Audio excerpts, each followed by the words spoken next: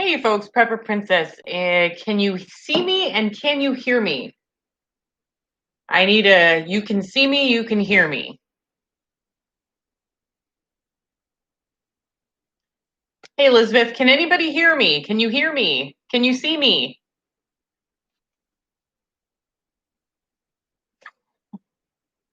Okay, you guys can see me and you can hear me. Great. We are live coming from Arizona. So today we're going to go over all of the things that I have noticed, the differences between California and Arizona. We're going to go over housing, transportation, food, entertainment, freedom, and culture. So I hope that you guys are ready for this because I've gone over quite a bit. Okay, so let's start with housing first and foremost. And I am very happy to see all of you here. So housing. So obviously the prices in Arizona are going to be a lot less than they're going to be in California. There are certain areas of Arizona that are becoming more blue. And in each of these blue areas, the housing prices are raising exponentially. You've got Phoenix and Scottsdale, Prescott, and Sedona. So those are the places that are no longer affordable. Any other place that you're looking at, you're gonna be able to find whatever it is you need for super cheap. If you do your shopping correctly and you're not afraid of a fixer-upper, you can get literally like a nice 1,200 square foot mobile home on 3 acres for $50,000. It's going to need work, but if you're willing to put in a couple months worth of work, you're going to be able to find that dream property you always dreamed of. The property tax. So I do want to talk about that really briefly. In California, I inherited my mother's home under a proposition where the property taxes went on to me that were still assessed before she passed away. So the house was assessed at $222,000, okay? And the property taxes were coming up on $4,000 per year. When I sold the house, it was sold for $732,000, which is more than 3 times the assessed value. If I had the property correctly assessed at the $732,000, my property taxes alone, not including mortgage, property taxes alone would have been $13,000 to $14,000 per year. And that's based on the value, the proper assessment and the value of the home. I was in the Bay Area of California, so that may be different. There are still affordable areas in California, somewhat affordable, up north. However, up north just so happens to be where all of the fires are breaking out 24/7. So, and in order to get property insurance, fire insurance, that's going to cost you about $12,000 a year for property insurance in a fire prone area, if that makes sense. So you're not looking at a great thing. So as you all know, I live in Mojave County. I am 10 miles away from Nevada and 10 miles away from California. I am in Arizona, right on that little thing where I could put 2 feet, 1 foot in one state, another foot in another state, and another in a hand in another state. So I'm very close to California, very close to Nevada. So you can definitely, moving here, the housing is going to be cheaper. Oh, and if you're an apartment renter, so let's talk about apartment renting. So in the Bay Area of California, a 1-bedroom when I left would go for about $2,600 per month for a 1-bedroom. Not really many amenities. There might be a gym or a swimming pool on premises, but yeah, $2,400 to $2,600, and that was not an expensive one. But you were making pretty good money in the Bay Area. Here, you can get an apartment for about, hi Cosmic Knight, love you too. You can get an apartment for about $650, a cheap apartment, like a 1-bedroom cheap apartment for $650. But it's not going to be like it's not going to be anything fancy. Like when you look at apartments in California, in Silicon Valley, oh my gosh, $3,700 a month, that's crazy. when you look at the apartments in Silicon Valley, they've got, like, you see my kitchen behind me, it's brand new, remodeled, so pretty. See the beaming beauty and the wall, it's brand spanking new.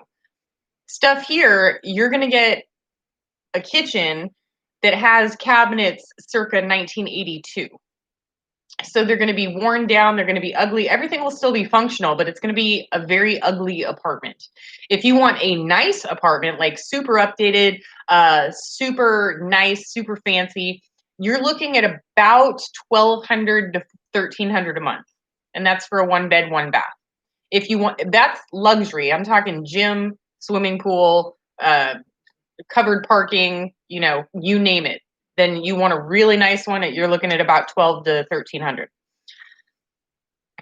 You can also rent a home. You can rent a 2 bed, 2 bath home for, if you're looking in a bad neighborhood, you're looking at about $950 a month.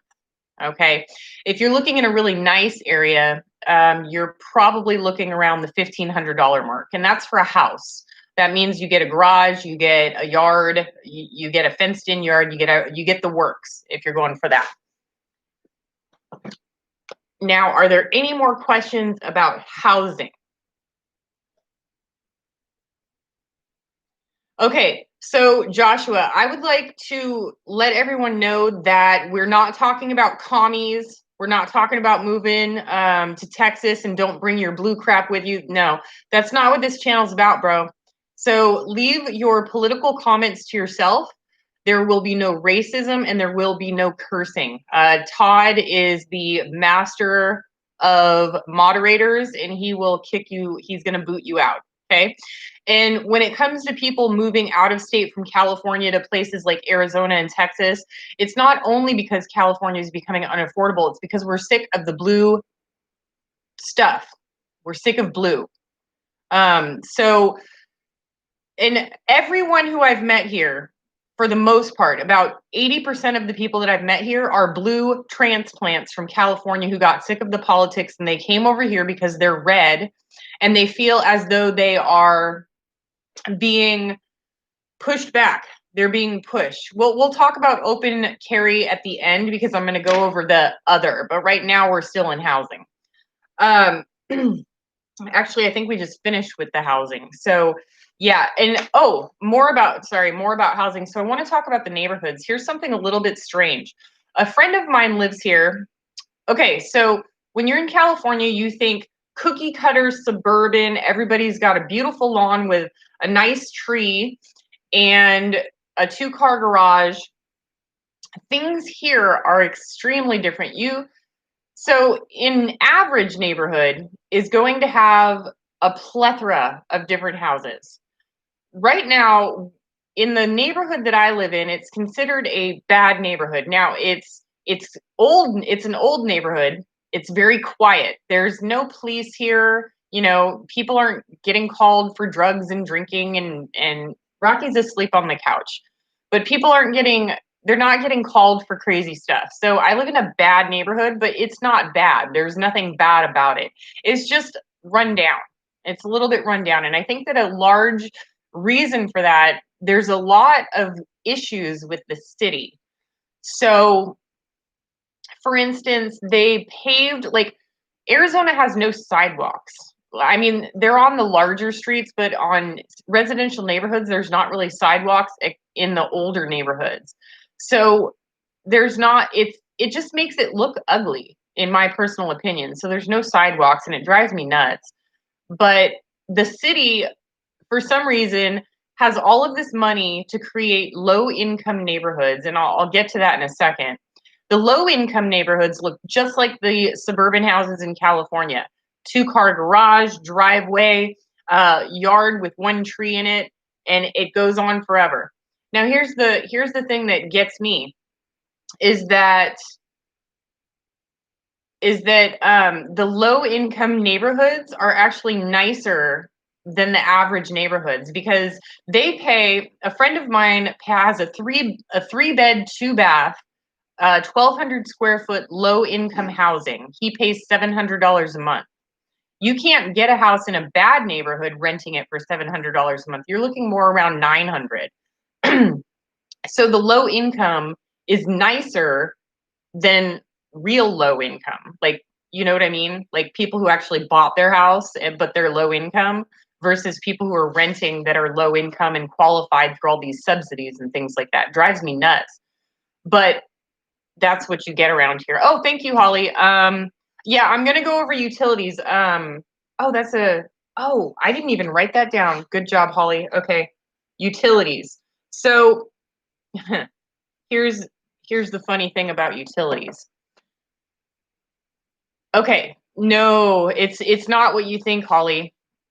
So in California, I had Pacific Gas and Electric. The charges for Pacific Gas and Electric are 12 cents per kilowatt hour. You move out here and it's 8 cents per kilowatt hour. But oh my gosh, thank you so much, Joe. I think that's not an equivalent of $5 though. That's a lot more. Now I feel bad.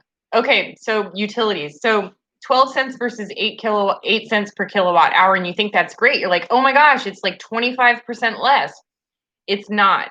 So in California with PG&E, you are paying 12 cents per kilowatt hour, but there's no connection fee. So you can really, really regulate the electricity you use, which is why I always had like a $35, $40 bill. In California, out here, you have $40 in connection fees. That's where they get you. They get you with like connection fees and taxes, adds up to about $40 per month.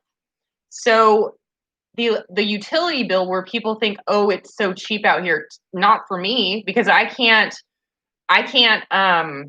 regulate my electricity as well if they're already charging me $40 a month. So that's a little bit tough. Now, I don't have gas hooked up to my house yet. I'm still waiting on a contractor to get the microwave installed before I turn on the gas. The only things that are gas in my house is that gas heater you see behind me and the gas stove. Now, the gas heater I'm taking out because my mini split AC units are also heaters and I have a fireplace. So this is like way overkill. Like the fireplace and the mini splits is overkill. That's already 2. This makes it 3 in one room. So I'm going to take this out and put shelving. But what I've heard from my neighbors is that the gas, just like with PG&E, gas and electric, it's one bill in one. And it's 12 cents a kilowatt hour with no connection fees. The gas and electric here are separate. So you have a $40 connection, like a $40. First of all, they'd make you pay a $400 deposit and they keep it for a year. So the electric, you've got the $400 deposit plus the $40 in transmission fees and connection, and just for the right to have electricity, you pay $40 a month. When it comes to gas, it's done through a different company. They also have connection fees. From what I understand, it's between $10 and $15 per month. So I'm going to be paying $10 to $15 per month to have my gas turned on my stove, which I haven't used in the 8 months that I've lived here. I've been working with a camp stove and it works just fine. Each of the containers on my camp stove costs about $5 and each one lasts me 2 months. So $2.50 versus $10 to $15 a month just for a connection fee doesn't even include the gas that you're using. I don't know if, what was I going to say? Something about the gas. I don't know if something, but the longer I've lived here, the more it looks like I might actually go solar. That's something that I'm going to get to later that has to do with bartering because I had an awesome thing go on with my electrician that was an awesome barter, but I'll talk to you about that soon. Let's talk about transportation, and this is a good thing. So I drive a 2015 Toyota Corolla. I bought it for economical purposes because I was commuting 30 miles each way, blah, blah, blah, whatever. So transportation, first of all, gas. I remember when I left California, gas was about $3.89 a gallon. I come over the border and it's $1.67. So it's like around the $1.65, $1.70 range at just about any gas station you go to. So you're already looking at like half price gas. Woohoo! And everybody here has big trucks. lots of stuff. So here's something interesting. In California, I bought my car in Utah. When I went to the DMV in California to get all my stuff done, I had to wait in line 8 to 10 hours just to get seen. And they wouldn't help me, so I had to go back 3 times. I spent 30 hours just trying to get my car registered in California. When I did, it was about $750 per year. Plus, every other year you have to get that gas emissions test, which add on another $100 because that's how much it costs for the gas emissions test and the certification that you need to get registered. Here, smog check my butt. We don't need no smog check in Arizona. And when I went to the DMV here, it's literally up the street from me. I went in, there was no line. I thought I was going to get in trouble for walking into a closed DMV. And I was like, oh crap. No, they were open. And the lady was like, can I help you? And I was like, huh? I skipped up there. I was like, hi, I'm from California. I'd like to register my car, please.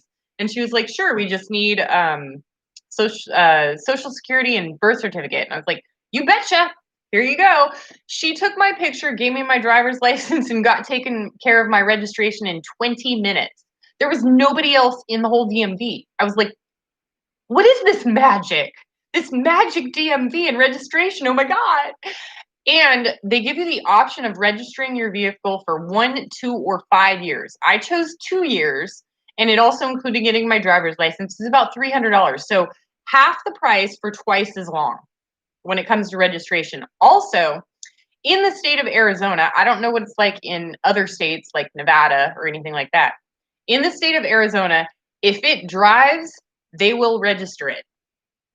Anything you can think of. There are dune buggies and trike motorcycles, homemade solar stuff I see on the Highway 95 like every day.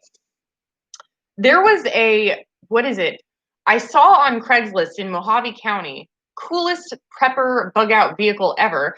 It was a ATV boat, it didn't have a title, so I didn't want to mess with it, but it's an ATV and a boat. And you can register that here in Arizona because they will register anything. Anything. That's what the DMV told me. Literally, if it drives, they will register it. I see people going up and down the streets in golf carts. There's these weird, when you go to San Francisco and they've got those weird little, they look like glorified go-karts, essentially. Those are on the road here too, except they're registered here. It's not something that you have to rent. It's registered. So that's the transportation aspect. The air quality here is probably not as good as California. It's still good, but it's not great. We'll get to we'll go to questions after I go over the food, entertainment, freedom, and culture, and then I'll start reading all the comments and going over all your comments, okay? So, food. So it's kind of hard to go over food because I haven't gone back to California, and I got here right when the coronavirus started. And that's when all the food prices exploded. But I do remember when I got here, I went to the most expensive grocery store. It was Smith's, I think. And at Smith's, maybe it was Smart and Final. The milk was $1.65 a gallon. A dozen eggs was 79 cents. And steak was the same price as California, but it's a different type of meat. So my favorite meat in California is London broil for beef jerky and tri-tip, and both are $2.99 a pound. Here, whatever steak is $2.99 a pound is not those kinds of steaks. It's not the kind that I'm accustomed to. So I don't really know. And I'm kind of off of red meat for a while because it just it messes with my digestion. So I'm trying to just, I'm taking the last of my steaks and making beef jerky. And I don't know if I'm ever going to eat steak again because it does not agree with my stomach. That's all I can say. Another thing about the fruits and vegetables in Arizona. So you're going to get a couple of things different than what you're accustomed to, like cactus pad. Cactus pad is big here. They have it packaged and diced up. They have them in full cactus pads with the needles taken off. I guess it's like culturally type thing. They have a lot of dragon fruit in the store here. And the things that you're accustomed to, like apples, oranges, pears, pineapples, stuff like that. I've got some on right here. They're just not as high quality as you get in California. I'm sorry to say. I tried a watermelon here. It had like no flavor. Like it was like just eating water. You could barely taste the watermelon flavor. It's just in California, everything's grown there. It's like an agricultural state. So when stuff comes to Arizona, it's just not as good. And it also doesn't last as long. So in California, I buy a 5-pound bag of potatoes. I just stick it on the counter and it's still there 3 weeks later. Here, I buy a 5-pound bag of potatoes. I check on it 4 days later and it's going bad. Like it's already starting to rot and stuff like that. So that's a big disappointment. So the fruit and vegetables are not as fresh and won't last as long. The steak is comparable. The prices are cheaper. And when it comes to seafood, so California is on the ocean. So the seafood section in California takes up almost as much space as the meat department. It's huge. You've got whatever you want at whenever you want. So yeah, you're not going to get that here. So in Arizona, a lot of people do their own fishing in this area because it's right on the Colorado River. So you can do a lot of your own. Like, right? You can't go lobster fishing and crab fishing like you can in California, but fish, you can catch a lot of stuff here. So the section for seafood is just like 10 feet by, well, it's the average height, but it's maybe 10, 15 feet long at best. And I haven't bought any of the seafood here. I do my own fishing. I do want to get some shrimp and see if it's the same. The Gulf Coast shrimp at Winco is the best, and the closest one to here is an hour and 15 minutes away in Henderson, Nevada. So if I go to get seafood, I'm going there. I'm making the long drive. I don't care. Food. Oh, and another thing. I must have looked like a moron. Like, oh my gosh. So I had bread at home and I wanted to get peanut butter and jelly to make peanut butter and jelly sandwiches, right? I am looking all over the store for this stuff. You guys are going to laugh at this. And I asked like some guy who worked there, I was like, where is your peanut butter and jelly? I've been looking for like a half hour. He's like, by the bread. And I was like, who puts peanut butter and jelly by the bread?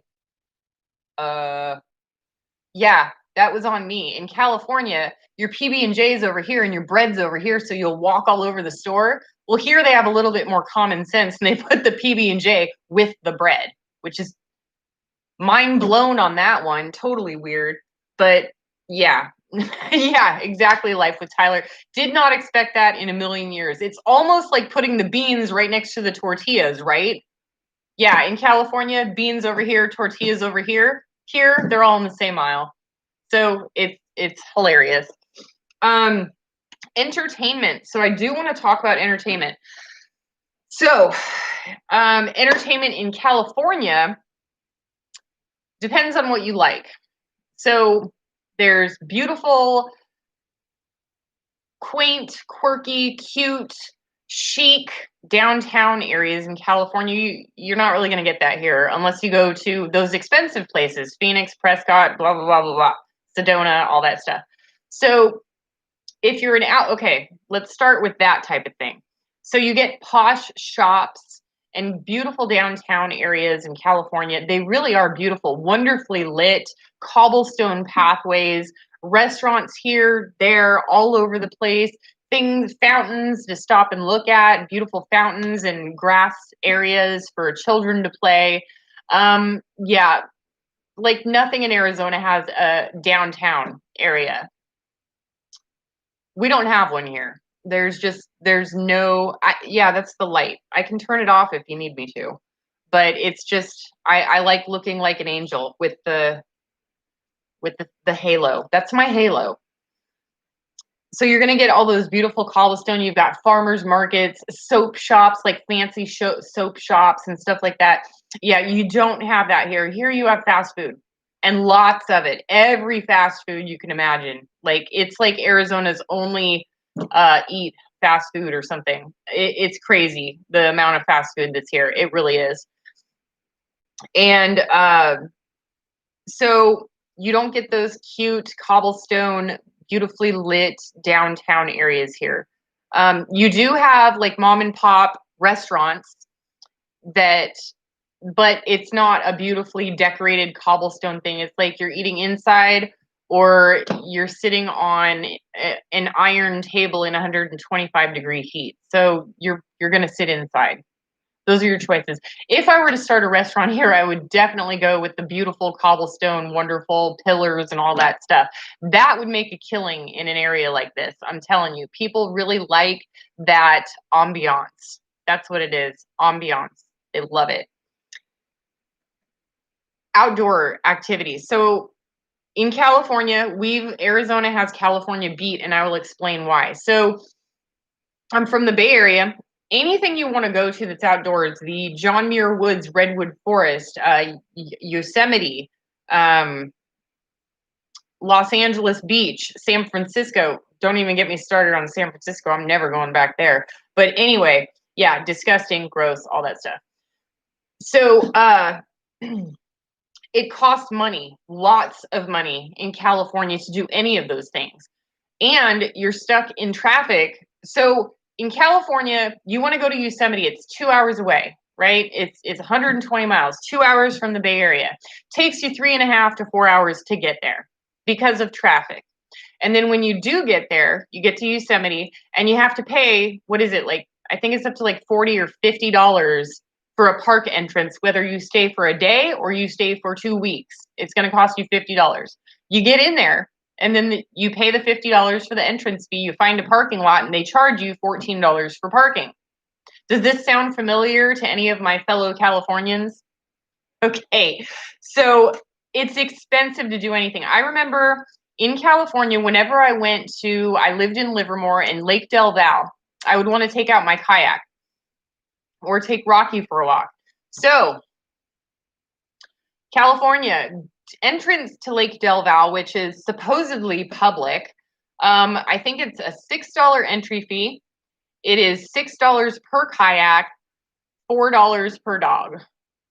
Oh, and now they have a mandatory inspection of your boat, which is an additional $6 to make sure that there's no intrusive mussels on it and there's algae in the water. So what is that, $22 to go kayaking? It's not worth it anymore. It's not worth it to do anything. Same thing with going to Santa Cruz. I used to love Santa Cruz as a teenager. You go in, you pay $4 for parking, you get yourself a $6 wristband, and you're on the rides all night. $10. Woohoo! Party in California, Santa Cruz. Now it's like $15 for parking, $35, $40 for the wristband, and then the rides close at 6, and you're like, what? Like, I can't do. And then they stopped no, there's no smog check in Arizona. Then you go to the beach and they stopped hiring lifeguards, and they're just like, don't die. This is the red triangle where there's more shark attacks than anywhere else in the world. Good luck out there. So it's California, doing anything outdoors is extremely expensive. Here, everything's free. Hi, Scott. Everything's free. You want to get on an inner tube in the Colorado River with a strong current? Hey, you got a tube? Go. Just, take your truck to the boat launch and jump in the tube and get out. The boat launch fees. Boat launch fees is only on weekends. So Monday through Friday, you can go boat launch for free pretty much anywhere on the Colorado River where I live. It's free, except on weekends. On weekends, they charge $20 because they know the people from California are coming over here. I do suspect that eventually, within 10, 15 years, the town or the city is really going to enjoy that revenue, and they're going to start charging every day. But For now, it's free. And like I said, anything in Arizona can be registered, and there are dune buggies all over the place. You can go dune buggies, just steer off the road and go. Just go. Have fun. You're in the middle of the desert. Go. Go. Have fun. So you can literally be on the highway, make a right turn onto a dirt road, and you're on an ATV or a UTV out there dune buggying. You're having fun, and it's free. Everything is free. Except, we'll get into that. I got to write that down. What's that word? Okay. I got to write that down. We'll talk about that later. You really get screwed here if you buy something. Anyway. So yeah, everything is free. Also, you can go camping anywhere in Arizona for free on public land, as long as you're, I think, 300 feet away from the road, the main road. You have to be 300 feet away from the main road. Otherwise, it's completely free. And I think that you can stay for like 2 weeks at a time. So that's why there's a lot of people who come here in their RVs. They can just park off the side of the road and it's free. I think that's about it for entertainment. I mean, so you're not going to get so California beats Arizona when it comes to beautiful ambiance dining. Arizona beats California when it comes to outdoor activities. So it depends on what you like. Let's talk about freedom. Yeah, freedom!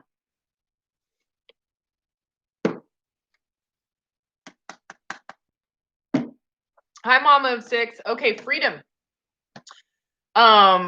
So let's talk about open carry. So yes, you can open carry here anywhere except on Indian reservations. If you have an open carry on an Indian reservation and not a bad cop, but a jerk of a cop sees you wearing that, he's going to take it away. Like, you're not going to get arrested, but you're going to lose your gun. And guns are expensive, like $500,000. They're going to take it if you're on Indian reservation land. Oh, another thing, fireworks are a big thing here. Like, the Indian reservation places, like, there's gas stations and resorts. AVI gas station and resort sells fireworks year round, and you could just go out into the desert and light them for fun. I think I might do that. But yeah, you've got the open carry. Conceal and carry. So I attempted in Alameda County to get my conceal carry license, and anytime I went to the gun store, they didn't even give me the time of the day. They said, don't waste your time. We're not going to waste our time. And I said, can I at least get the paperwork? And they were just like, no. Like, they wouldn't even give it to me. It was that bad. And then they would go over all these statistics and stuff like that. Like, in Alameda County, there's over 45 million people, and only 145 people have conceal and carry permits. And I'm like, can I be number 146? Well, we don't recommend it. And they would just keep going with like, no, no, no, no, no, whatever they could. And I was just like, I can't deal with you guys. Never mind. So I walked, and also in California, purchase of any firearm now, you have to wait 10 days. If you purchase ammunition, you have to wait 10 days. You cannot purchase both at the same time. So I walked into a gun store here. I was out in 10 minutes with a handgun. I was flabbergasted, and I was like, oh, wait, I need ammo. They were like, sure, here you go. Here's your ammo. And I was like, I can buy it at the same time? And they were like, yeah. And I go, but I have my gun in my hand. And they were like, yeah, well, duh. And I'm sitting here going, my brain, and she goes, you're from California, aren't you? And I was like, yeah. And she goes, welcome to America. And she goes, would you like to sign up for our training class? And I was like, yeah. So gun, ammo, and that wasn't ammo, it was my phone, but you get the point. And so I walked out of the gun store with a gun, ammo, signed up for the concealed carry class, which lasted 3 hours, and then I sent off the paperwork for $60. I have a concealed carry license. It's awesome. Like, seriously, like, It's insane how easy it was to purchase a firearm here. I was flabbergasted. You also have the freedom of, I don't want to say doing anything to your anything to your property. Going back to housing, uh, a lot of places it's it's like backwards. So if somebody here in Arizona is getting ready to sell a house, they do not stage it. It does not get staged. Their clutter is all over the place. They take pictures, boom, boom, boom, put it on Zillow, and then it takes like 6 months to sell because I think a big portion of that is because they don't stage it. The property inspections here are bad words. I didn't bother getting a property inspection in this one because I paid somebody $600 to do a property inspection on another property. They charged me $600 and didn't do the inspection, indicating that the lights were not turned on. Like the electricity was not turned on, so they weren't going to do it. So they charged me anyway and didn't do an inspection. The place here, the lights weren't turned on either, and getting any electrical done, like calling the electric company and saying, I just want to do this for one day so I can get the house inspected. They're like, okay, we'll be there in 4.5 days between the hours of 11 and 1, and you have to be there at the time that we hook it up. And there's a $400 deposit plus a $40 connection fee. And you're just like, oh my God. Anyway, but everything's backwards. Like the house can look like crap on the outside and it's gorgeous on the inside. A house can look gorgeous on the outside and it's crap on the inside. So you've got a really, really weird dynamic here. They don't stage their houses. I don't know if you guys noticed, I got new ceiling fans in all my rooms. That one shook. This one was like from 1980, and the one in the other room was like rainbow colored, and the lights and fan didn't work at the same time. Anyway, so we're past freedom. It's very free here. I want to talk about culture. So culture, bartering, attitude, foraging, gardening. All right, so bartering. In California, there's no such thing. It does not exist in California. Here, bartering is alive and well and thriving. So I'll give you just a few examples. Where do I start? Okay, so I had an electrician come in and do a bunch of work in the kitchen and install the ceiling fans and all that stuff. So while the electrician was here, it was a woman. And she was checking out all of my solar generators. So I've got solar generators all around the house. I keep fully charged and I use them every day. In fact, I'm on solar right now doing this live chat. And I've got Jason Voorhees on in the background, who's also on solar. Go, Jason. So she's like an electrician who loves her job, loves her work, loves electricity, loves figuring things out, loves new electricity.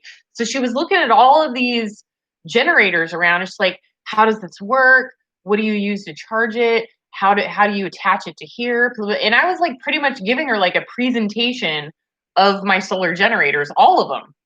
And after she left, so she did all the electrical work. That's another thing I need to get into is pricing, but I'll do that in a second. So after she finished all the electrical work, she texted me later at night because we kind of developed a friendship while she was here. Really cool lady. She wants me to go camping with her and wants me to hang out with her daughter and all this other stuff. She's an older lady. And she says, hey, I really like those solar generators. Would you be willing to barter one for some work? And I was like, can you install solar? So I'm going to eventually go on grid. So I already have all my off grid solar taken care of. So this electrician is going to put me on grid solar in exchange for one of my generators and a solar panel, which I got from the company for free anyway. So I'll have less off grid, but I mean, I've got 7 of them. So I'm going to be giving her one of those, and she can choose whichever one she likes, except for my Kodiak. That one's not for sale. My Kodiak and my Eco Delta, not for sale because those are my favorites. But she's got her choice of Bluetti, Suaki, Eco something, and Jackery, even though I love the Jackery. So she's going to have her choice. And all I have to do is buy the solar panels, the charge controller, and the inverter, and she's going to install it all. So it's all going to go on grid, and then I've got my off grid as backup. So that's a really great deal, really great bartering. So when I first moved in, I had to get some unexpected plumbing work done. So really bad, like pretty much all of it. I had to do all the replumbing, and it was $4,000. I asked the plumbers after the power company's Mojave Electric. After they did all the work, I said, "Hey, do you give a discount for cash?" And they were like, "Yeah, we could take it from 4,000 down to 3,800." And I said, "Will you take 37?" And he's like, "Hold on, let me make a phone call." Makes the phone call, calls back, and he says, "Yeah, we'll take 3,700." So I got a 10% discount because I paid in cash just for asking, which is awesome. I also had a hideous rock wall fireplace thing. And the handyman who came out to do it was going to charge me, I think it was $300 to take down the rock wall. And he was sitting there with a chisel. And I'm like, really? Like, really? And a subscriber of mine had sent me a electric drill hammer to take down the fireplace. That was what the job was for. And I said to him, I have this electric drill hammer. Do you want to like try taking down the fireplace wall with that? And he was like, and I said, I'll tell you what, if you like it, I'll barter for it. And he said, all right, sure. So he took down the rock wall fireplace yes, no earthquakes, Kevin. Instead of charging me the $300, he charged me $100 and took the $150 rock thingy. Sun oven. Hey, you found a sun oven for $150? That's really good. Does the new glass door work with the older model? I don't know. I've only had one sun oven, but if it doesn't work with it, you can look online for glass companies. They still exist in your area, and you can buy a new piece of glass, and they're only like 10 or $15. So that might work for you. So bartering is alive and well. So I do want to talk about the attitude. The attitude is don't start stuff, and you're free to believe whatever political party you want without fear of people destroying your property.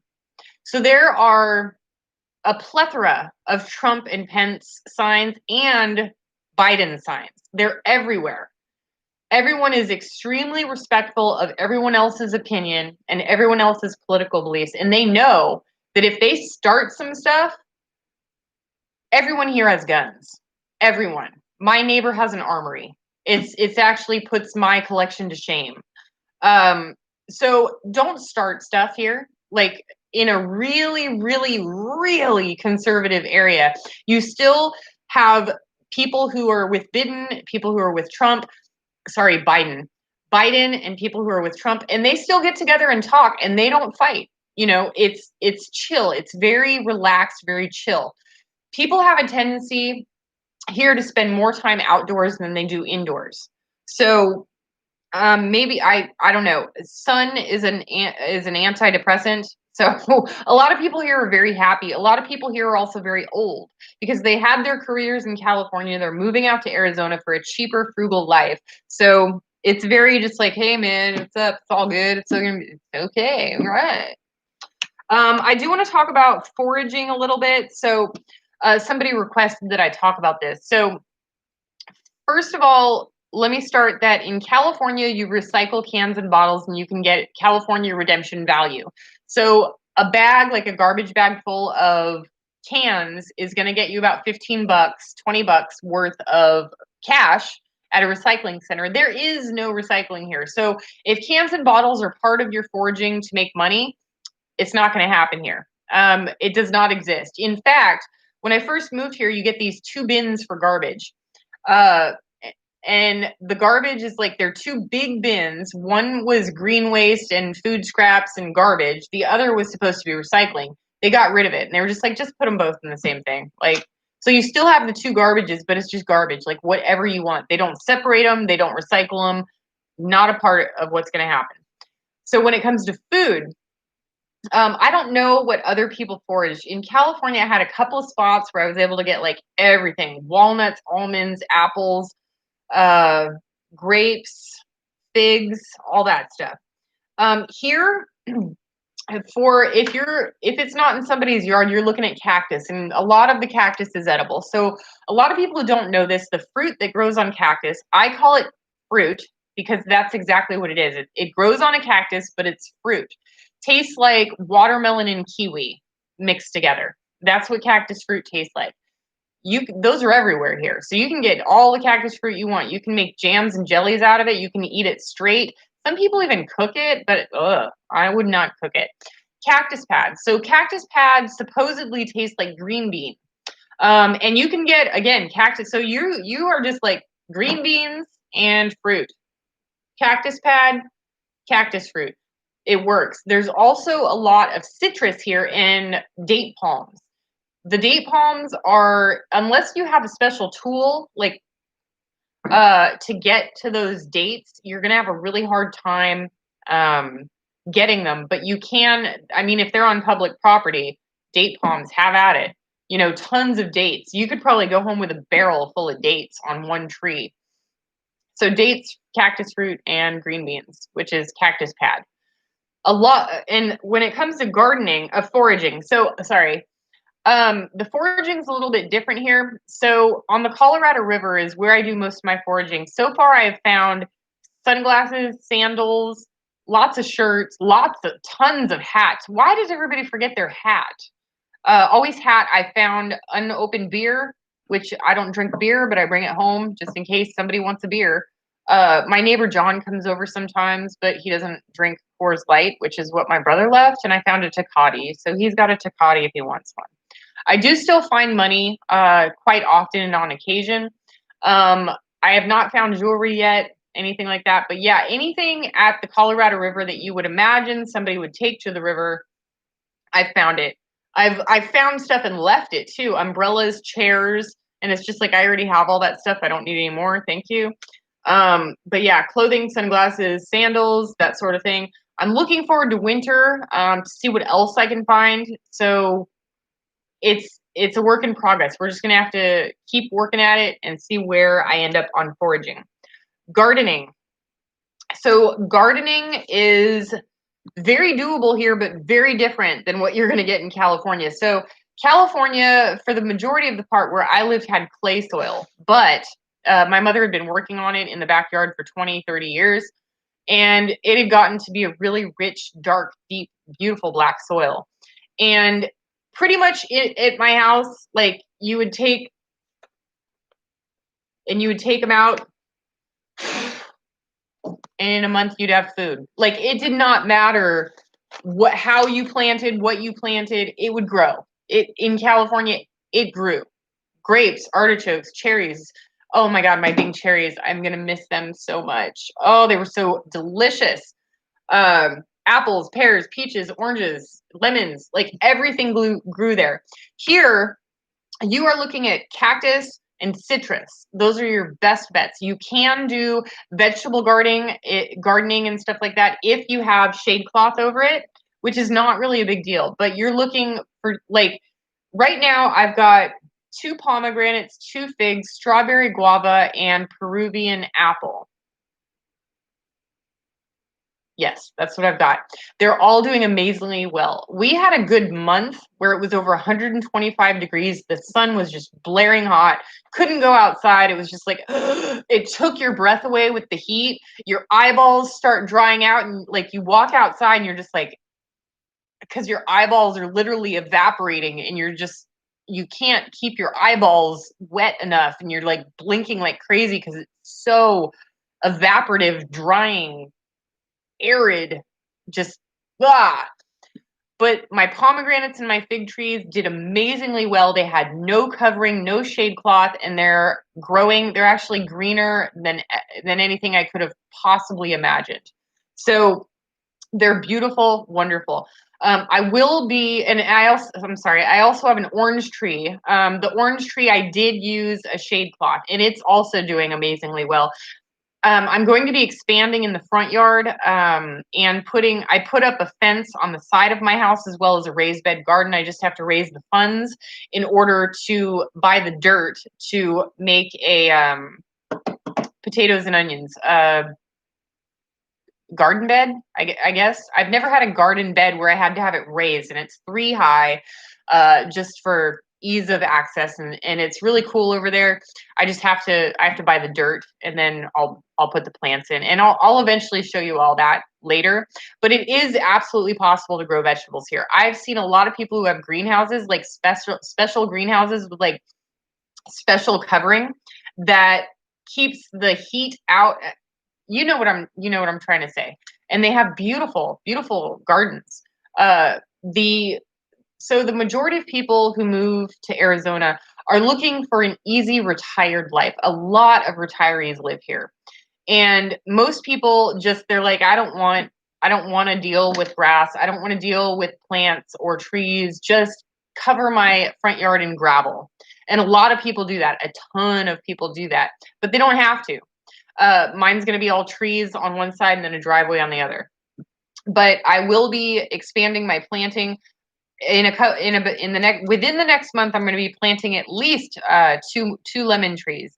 I would like to get into bananas and mangoes, but for now, right now I've got the pomegranates, the figs, proving apple, strawberry, guava, and the orange tree. So yes, growing a garden here is absolutely possible, even in the 125-degree weather where you're blinking like crazy.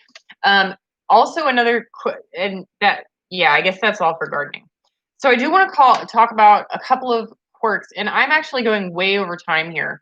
I was expecting to finish around 5:30 and get to your comments. So Todd, my moderator, I'm going as fast as I can because I know that your time is money, buddy, and you're the best.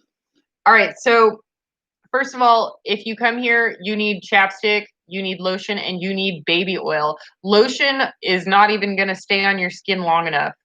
You need baby oil. So as soon as you come out of the shower or bath or whatever, baby oil everywhere. Put it everywhere because it's just going to come right off. And your lips are going to be chapped if you don't bring chapstick. You have to acclimate to it. It's really, really dry. One of the things that sucks here more than anything, there's two things actually. One, people do not take care of their dogs here. And don't get me wrong, not everybody.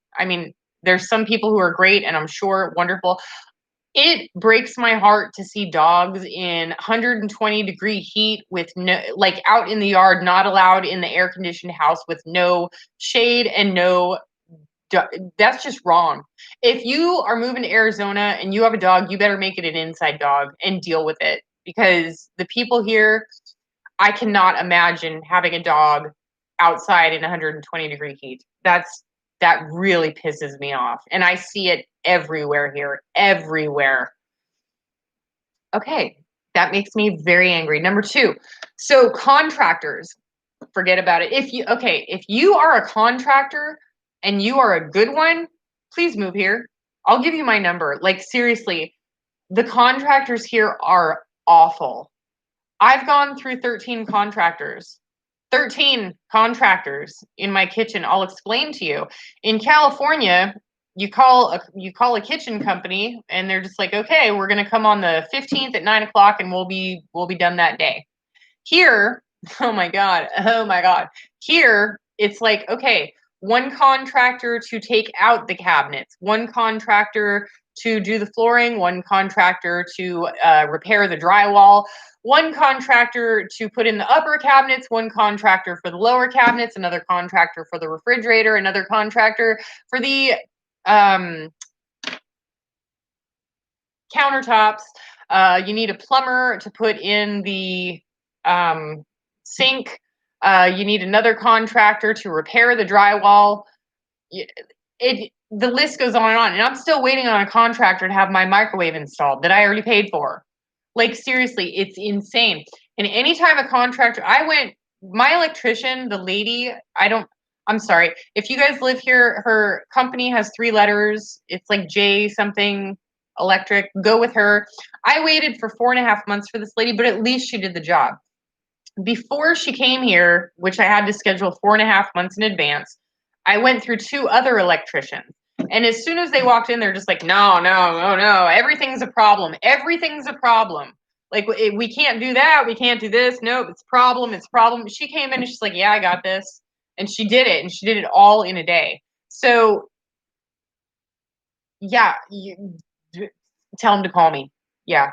Dilo, tell your husband to call me because I still need somebody to install my microwave. And I would do it myself, except I don't have the tool to drill the hole up into the cabinet, and I already paid for it. So I just need them to show up. I need them to call me and just do it. So the contractors here are awful. I can totally see, I totally understand why people become do-it-yourselfers because nobody else will help them.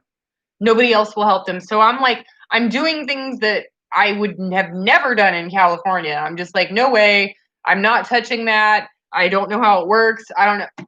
I'm doing plumbing work here, and like I was helping her install the electrical.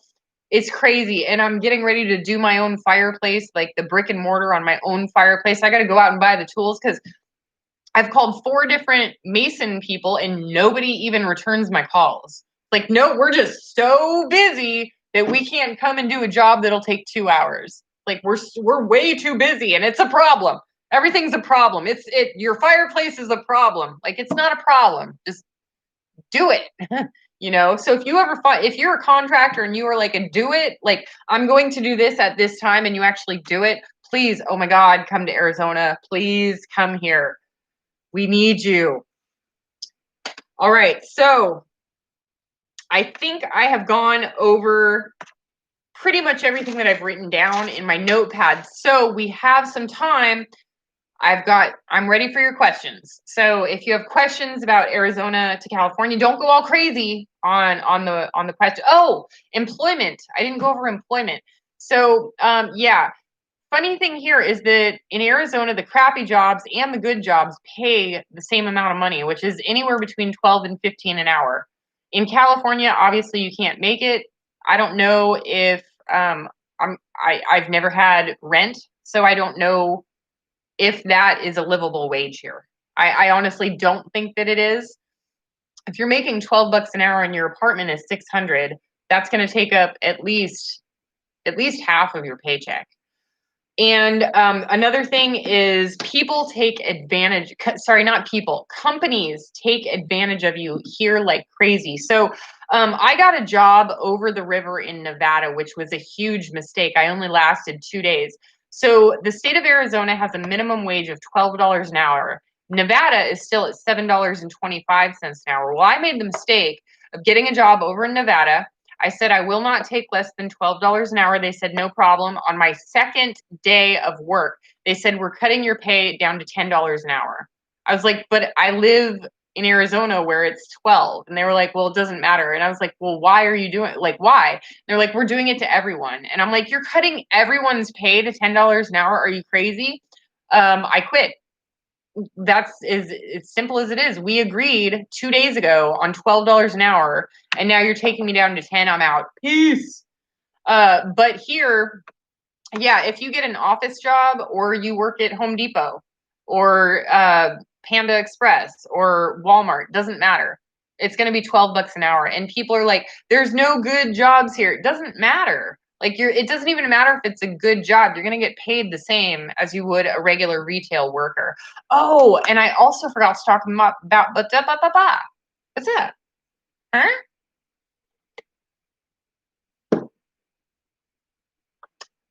Medical. All right, so medical. All right, so medical is all right. So in California, medical was taken care of by my employer, but it was not fully paid by them.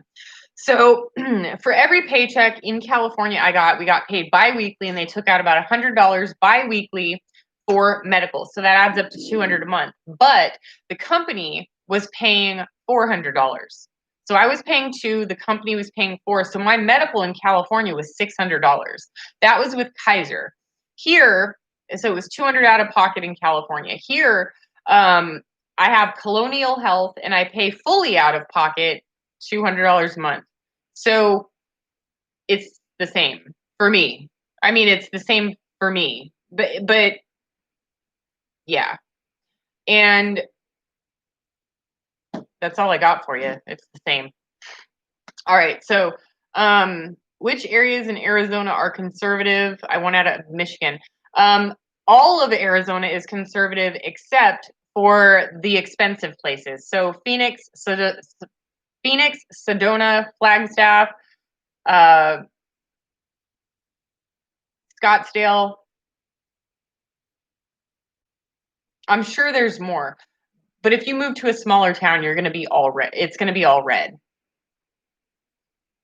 Yeah, see, that's crazy. $700 a month, and the employer pays the other $1,400 a month for a family of three. Yeah, that's completely insane. Did I take the ghost with me? I don't think so. Um, Sales tax. There's not really sales tax here is a lot less. So is income tax. So if you're in California, you're making 25 an hour, you can come here and make 18 and it's going to balance out to about the same because of the income tax difference. California is the highest tax in the country. Arizona's like way low. So yeah, buying merchandise in California is like, I think it's 9.875%, and here it's like 6. So it's not going to be a huge difference unless it's a huge purchase. But yeah, sales taxes here are much lower. No, there's no food tax here. Is it cheaper than Arkansas to live in Arizona? I'm sorry, I don't know. I've never moved to Arkansas. Yeah, banking collapse. That looks fun. I don't think it can't be a banking collapse because it's FDIC insured. Somebody on my Patreon page told me that today. They said that they had to resubscribe because their US bank debit card didn't go through because they're going bankrupt. But it's FDIC insured, so either the government or another bank is going to buy that bank, and everything will. I don't think that there's going to be such a collapse of the banking system that you're going to lose all your money. That's not that. I don't think that's going to happen. How did I know which city to move to? I have a friend that lives here who I haven't seen since I moved here, but he invited me back when I was with Molly. He invited us to come and visit, and we did come and visit, and we had a really good time. And to be honest with you, I didn't know where else to go. Um, I originally purchased this place at this specific place as a fixer-upper that I was going to use as my first rental. And however, I really like this house, and I really, really like the location. So it's in a bad neighborhood, but I walk everywhere. Like I walk to the river, to the grocery store, to Walmart, to the library, to the police station, to the city hall, to the fire station. Like everything is just a couple blocks away. So this is literally like the best location I could have possibly found. I love it. And I really, really like my neighbors too. Not those. Well, there's a big empty lot next to me, but the neighbors further down the street, I would not want to be friends with them. But my neighbor across the street, John, and my next door neighbor, Maya, are both really, really great people. John and I go into each other's houses all the time. Maya next door, I've been here 8 months, and just last week, she invited me over to look at her house, and I invited her in to look at my house. And we have totally different tastes in design, like totally different. But our houses look the same from the outside, just different exteriors, different siding. But hers is stucco, and mine's probably asbestos. I don't know. But she came in here and she saw it. She's like, "Oh my God, it's adorable. I love what you've done with the kitchen. I love the bedroom. You've done such a great job with decorating and it looks so cute." And then I go over to her house, totally different design taste, but just as tasteful. So she had the more masculine brown cabinets with black countertops, but her house is totally different than mine and way bigger. So she's had her house for like 20 years, and she bought hers for like 49,000 20 years ago. She built onto the back. So see that window right there? That's the back of my house. That's it. That's all I got. This kitchen backs up to a bathroom, but that's as far as my house goes. She built further. Like she's like, I'm just gonna knock down a wall today and just build another 10-foot room. Why not? And you go into her house and she's got all these projects going on, but it's like a maze in there. Like you're like, I can't even explain it. Like you don't like my door's right there and you walk right into this and my couch. You just that's right in front of the door. You walk into her house and you walk into a kitchen island and you're like, "What?" Then you look to the left and there's like this cove kitchen. It's really cool. And she also has fake grass in her backyard. And she goes, I'm from Minnesota. I just can't live without the green. And I was like, that's why I've got green in my backyard. So, yeah, she is a really, really nice lady. John across the street is like a man's man. He's like, he has the answer to everything. And look here, little lady. But he brings me apple fritters, so he can call me whatever he wants. He brings me apple fritters, and he brought me something else one time. Oh, funnel cake. So he goes to the casinos and comes back with apple fritters and funnel cakes and gives them to me. So, what fake grass is best? I went to Home Depot and they have in the very back of the store big giant rolls, and there was only one option. And I actually got really lucky. They're 12 feet long, and then they're 20 foot for however many feet you want. I asked her for 8 feet, and she goes, "Oh, perfect. It's the end of the roll, so I'll just give you what's left on the roll." And she goes, "It might be a little more than 8 feet, but we'll just charge you for the 8 feet." I was like, "Perfect," because I didn't really have a specified area. She gave me like 14 feet by 12 feet, and I only paid for 8. So my backyard is actually, the grass area is much bigger than it was originally intended to be. Yeah, funnel cake is the way to a woman's heart. And Rolos. Funnel cake and Rolos. Kind of like, I don't know, it doesn't matter what you feed a man, he loves you as soon as you feed him, which is awesome. Yes, I have thought about buying the empty lot next to me, and I was going to build a rental property on it. However, the city has some pretty messed up rules. So this used to be rural property that had septic systems. In my backyard, there's like, I don't know if you've seen it, there's like a pathway and then it goes into a separate building, which is my laundry room. And under that pathway is all of the plumbing and the old septic. So they built the shed on top of the septic because there's nothing else. By law, you had to fill in the septic with concrete and go with city water and city sewage. So on the lot next to me, the sewage is already set up. So the septic is concreted in. It's an empty lot with a cement. It's not a foundation, but it's like a cement where the house used to be. Whatever. So if I were to build a house over there, what they do is they take away the sewer. So in order to get back on sewer, $25,000 to get back on sewer. The lot is only 5 to 10,000, but to get back on sewer, it's another 25,000. Then you build a house, or you can put a mobile home on it, 50,000. That brings you up to 85,000. But you couldn't sell the mobile home for more than 65. So that $25,000 sewer assessment is what's keeping all of these empty lots in my area empty, because nobody wants to pay $25,000 for sewer that's already there. All they have to do is come in and go like this on the inside of the sewer, turn on the sewer and the water. That's it. And they charge you $25,000 for that. So I'm not paying for that lot next door. It's a double lot. But it's not worth it to me. It's really not. So no, I won't be buying it. Let the homeless people keep using it as a freeway to get from street to street. Fine with me.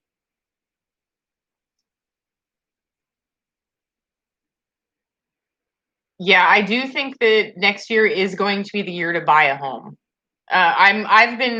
I think that right at this point, you should at least be window shopping, at least shopping to get to know the area that you're moving to, look at Google Maps, look at prices in specific neighborhoods that you're looking at so that you'll know when a good deal comes up.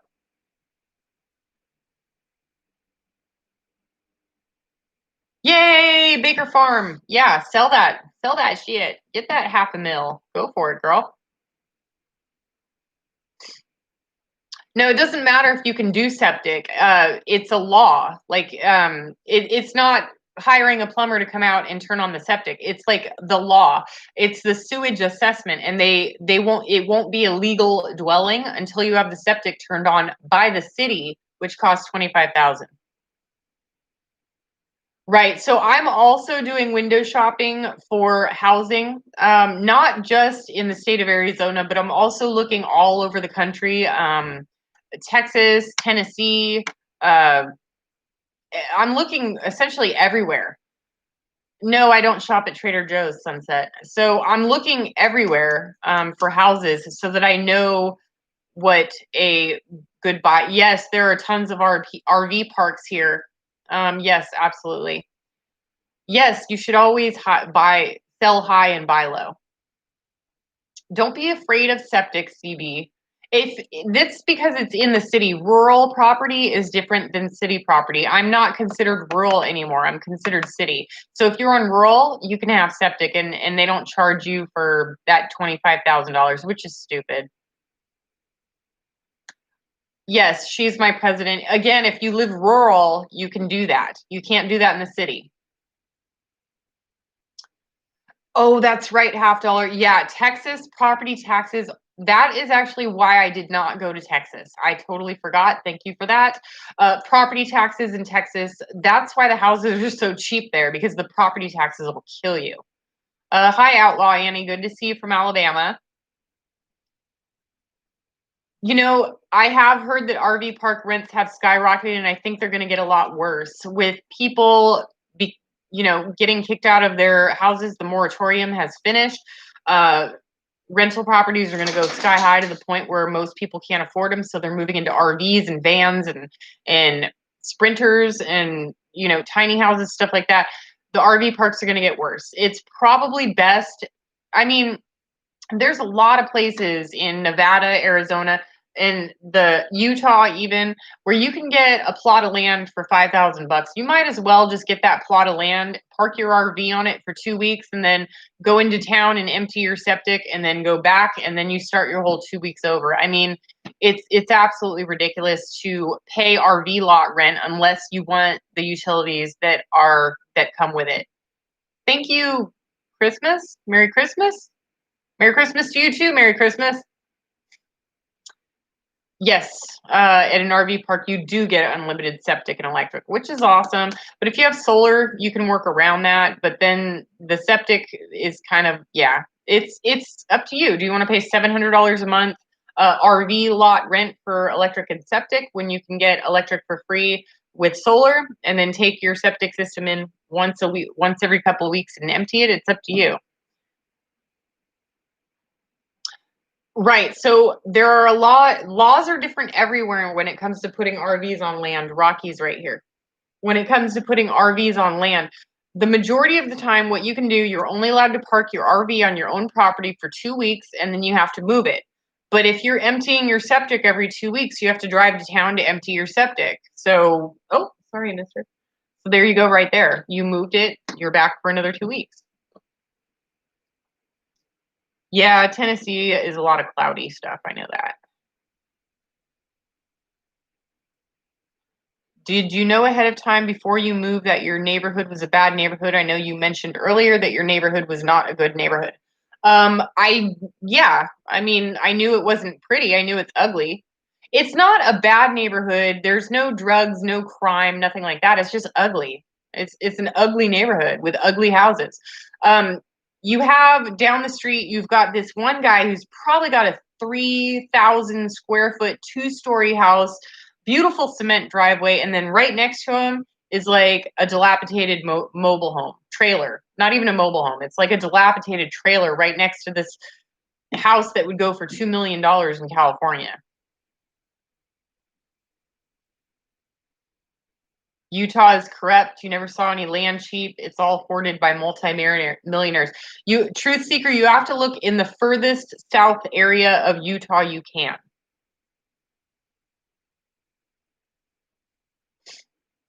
I hear car insurance is cheaper there also. Is that true? Um, no, it's the same. Car insurance and garbage and water are all the same as they were in California. No, I'm not really looking in New Mexico, although I do think that New Mexico and Arizona have the most beautiful sunsets that I've ever seen. But I'm not looking in the New Mexico area. My son and his family lives in Santee Lakes, and their rent is under $1,000 a month. I don't know where Santee Lakes is, Granny Prepper, but I'm if that's good, great, good for them. We have to Spring Hill Outdoors. You're required to have car insurance. I do get liability insurance only, and it's about $300 a year, and I pay it all at once. So it's the whole full year. I get AAA liability only. It's about $300 a year for that liability only. But I don't really drive. I mean, I do drive, but I do most of my stuff's walking these days. I don't really drive very often. No, it's not a rough neighborhood in terms of crime. There's no crime here. Is like I said, everyone here carries. All of my neighbors, every single one of them have a firearm. I never hear yelling or parties or loud music. I never see police officers. Yeah, this is a very, very quiet neighborhood. It's just it's ugly. That's all it is. It's a poor neighborhood, but just because you're in a neighborhood with poor people does not mean that they're going to rob you blind or, steal your stuff while you're at the store. That's not what it is. In fact, I have more people looking out. We all look out for each other because we all know each other. It was really good meeting my neighbors because in California, you don't do that. You don't talk to your neighbors. You mind your own business. Here, everybody's like, if you need anything, blah, blah, blah, blah. My neighbor John just recently went on a trip and he's like, hey, I'm going to be gone for like 4 days. Can you keep an eye on my house? Here's the key, because he has like a front gated yard. He goes, here's the key to my yard. Would you mind watering my vegetables and my lemon tree while I'm gone? And I was like, sure. Yeah, no problem. So, there's a lot of trust here, and that's really good. 400 a month on car insurance? Oh my God. I would be riding my bike. I would get a bike and ride it. The bikes here, there are none. Like you go to Walmart and Target and I'm like, okay, there's going to be a bike this time. There's going to be a bike this time. And I go and I show up. It's like, okay, well, this one has training wheels and it's like, it only goes up to my knees, but I think I can make it work because it's like the only bike I've seen in like 6 months. Yeah. See, Lori Park, yeah, you can live in a ghetto and the people are amazing. The people here are great. Yeah, speed loader. We do all look out for each other very much so. When it was funny when the electricity went out, I'm on solar in my entire living room's on solar, and John comes up to me and he goes, "Hey, how long's your electric been out?" And I'm like, "I'm watching Firefly. I don't know." And he goes, "It's been out for like 4 hours." And I was like, "Oh, I thought the internet went out because the internet here sucks, and you only have like one choice. In the Bay Area of California, you've got tons of choices, and mine was like $42 a month. Here, it's like 75, and it's like the cheapest choice. So that's another thing, and it goes out all the time. Hi, ear 1003191. Hi, hey Corey. Hi, Merry Christmas. Did the stalker guy leave me alone? I think that you're talking about what was his name? Charles something. Was it? Yeah. He's not a stalker, he's a doxer. So he doxed me, meaning that he essentially gave out instructions on how to find my house. Actually, looking back on it now, I'm like, this guy did me a huge favor. I don't have to hide anything anymore. So now I can go outside, I can make videos, I can show my backyard, I can show the side of the house. I did have to get security cameras.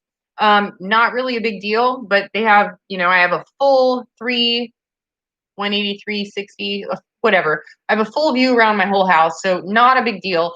Um, But I did not appreciate that he did that, and people did show up to my house. But now that I've been more open about it, and I'm like, do not come to my house. You will not be welcomed with cookies and milk.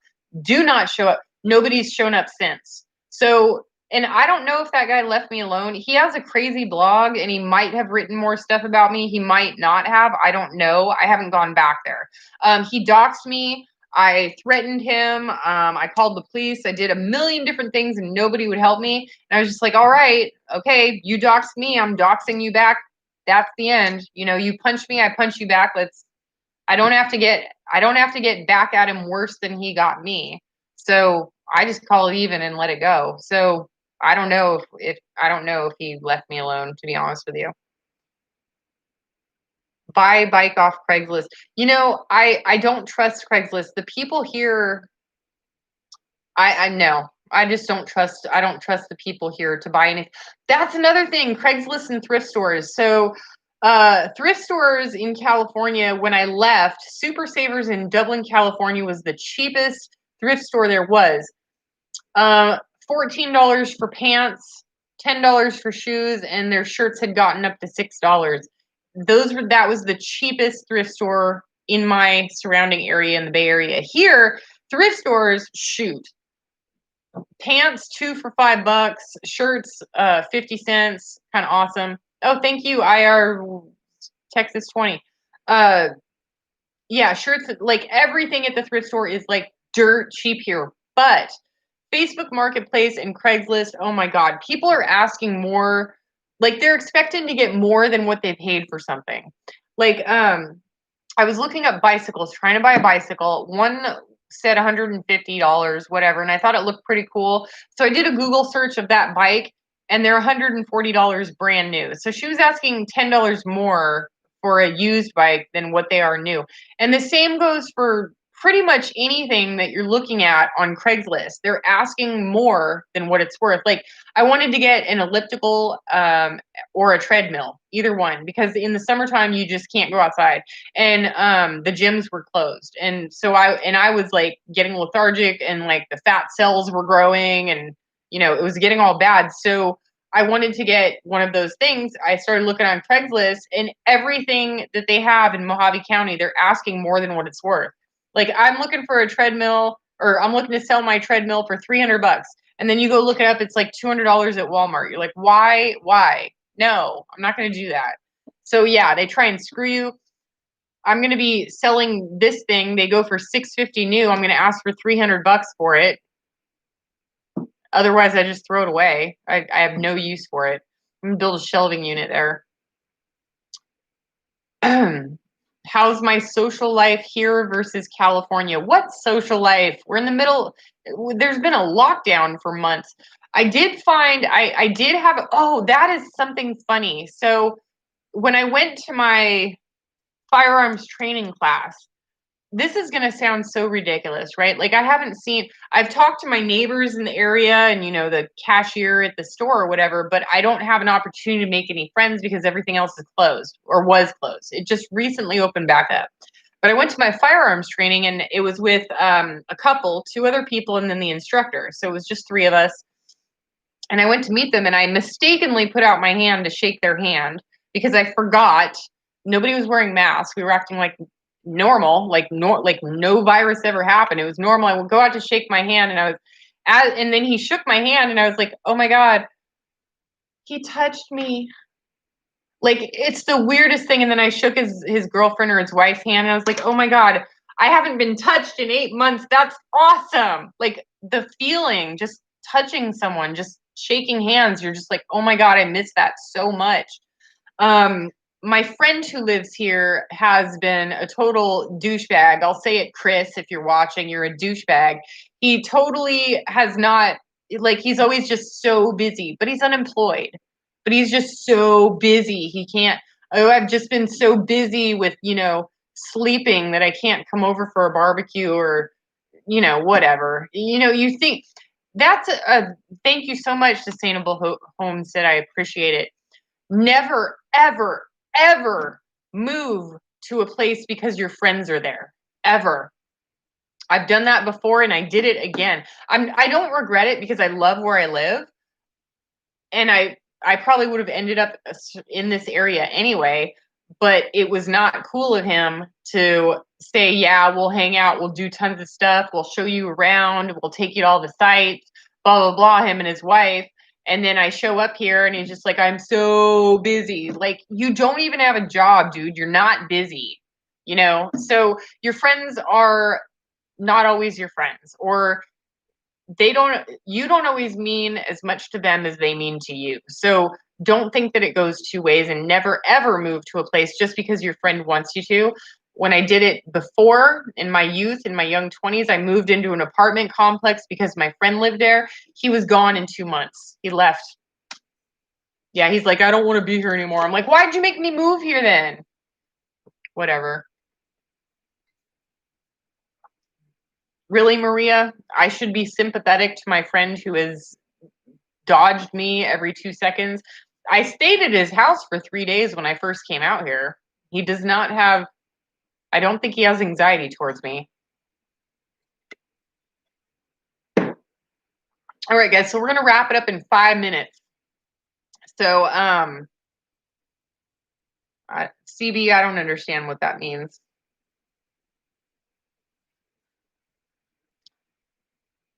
He does not have any mental health issues, Maria. He's completely normal. Try moving to follow family and they all move a year later. Yep, I worry about that too. Prepper Cruella. I guess you don't like me, Jamba, so that kind of sucks. Post-election predictions. Depends who wins. If Biden wins, there'll be a drop in the stock market and a rise in gold.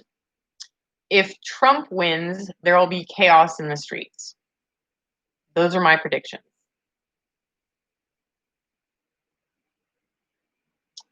Oh, thank you, Ma Pa. Have a good night. Hey, Princess. Yes, people have their own agendas. I also moved back, and only saving grace was being close to family. Friends said traveling 10 minutes was too far. Yeah, my friend lives like 3 miles from me. Not far at all. I don't think we're at the end of the world. Are you still doing your smoothies? No.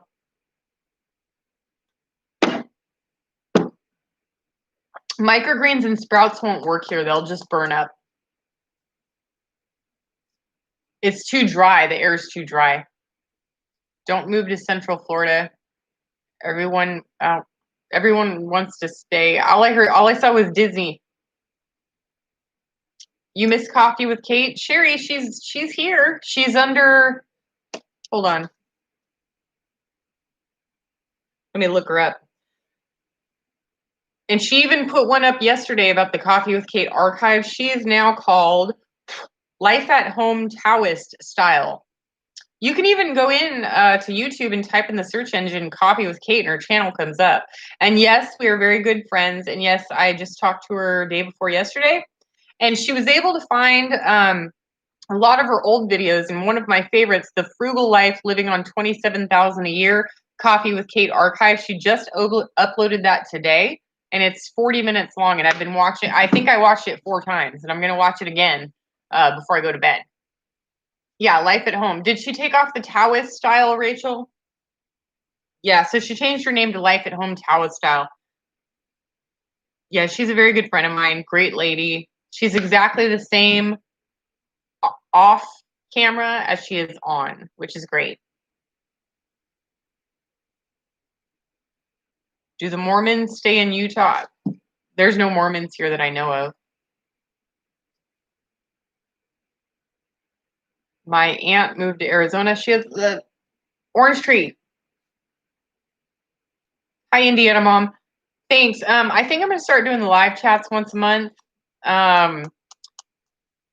Yeah, YouTube is really, really cracking down. I think that a lot of it has to do with the economy. I think that the people who are typically paying for the AdSense or the ad revenue, I think a lot of those companies are also struggling. So we're not getting as much ad revenue from the YouTube videos.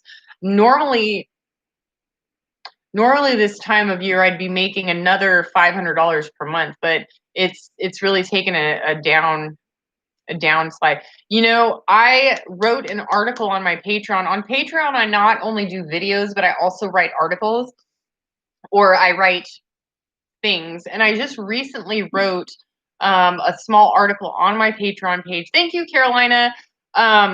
Saying I live in luxurious poverty. Now, my house is paid off, so I have no debt. So that is a huge, huge deal. But I calculated it and I only spend about $8,000 a year. That's like less than, and poverty is $12,760 per year. And I spend, my bills or expenses are less than that. So, yeah. No, he's asleep in front of the door. I don't want to disturb him. Mister, do you want a cookie? Do you want, he just farted. Do you want to, oh, hi. Hi there. Are you awake? You want to give mommy a kiss? You want to say hi to everybody? Come here. Come here. Now he's just staring at me, guys. He doesn't want to come over. When you make another funny video about guys that don't stand a chance hitting on you, ha ha ha. No, it's not that they don't, well, they don't stand a chance on YouTube. I'm not going to date anyone from YouTube that's a fan. That would be very weird. Cookie, cookie?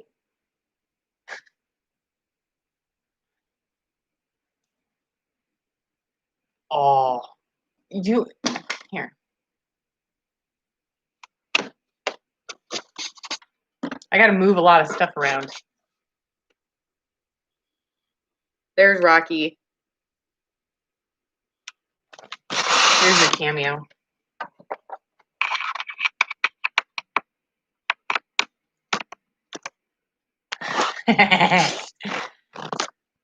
All right, folks. So I hope that this YouTube was good. I think that the next YouTube live chat that I do, I don't know, should I do one every 2 weeks or every month? I don't know. I haven't decided. But I think the next one is going to be living luxurious in poverty. So maybe we can go ahead and do that one. So I'm going to go ahead and sign off for now. And I hope that this video is helpful to anyone who is considering moving from California to Arizona. I went over as much as I could. If you have any further questions, you can go ahead and email me, prepperprincess2, the number 2, at gmail.com. And I will see you guys later. Don't forget to just keep watching my videos. And for more personalized videos, check out my Patreon page. Do what you can with what you've got. Prepper Princess out. Bye, guys. Who's my doggy? Who's my boy?